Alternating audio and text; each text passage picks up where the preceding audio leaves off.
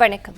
பெண்களையும் இந்து மதத்தையும் அவதூறாக பேசியதாக அமைச்சர் பொன்முடியை கண்டித்து சேலம் மாவட்டம் ஆத்தூரில் அதிமுக சார்பில் நடைபெற்று வரும் கண்டன ஆர்ப்பாட்டத்தில் நடிகை கௌதமி பங்கேற்றுள்ளார். கூடுதல் விவரங்களை தருகிறார் செய்தியாளர் ரமேஷ். ரமேஷ், வணக்கம். மேலும் விவரங்கள் என்ன பகிரலாம்?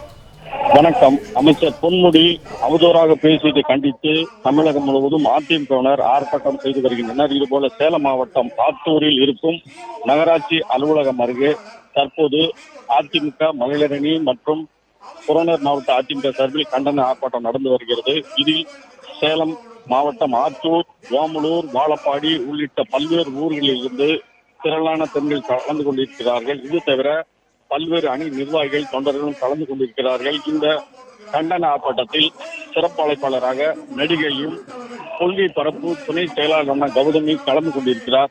கொளுத்து முயலில் அவர் தற்போது மேடையில் நின்று கொண்டு இன்னும் சற்று நேரத்தில் பேச இருக்கிறார். இதில் ஆத்தூர், வாழப்பாடி உள்ளிட்ட பல்வேறு ஊர்களில் திரளாக கலந்து கொண்டிருக்கிறார்கள். இவர்கள் அனைவரும் தற்போது கொளுத்து முயலில் நின்று உள்ளனர். இன்னும் சற்று நேரத்தில் கௌதமி சிறப்புரை ஆற்ற இருக்கிறார்.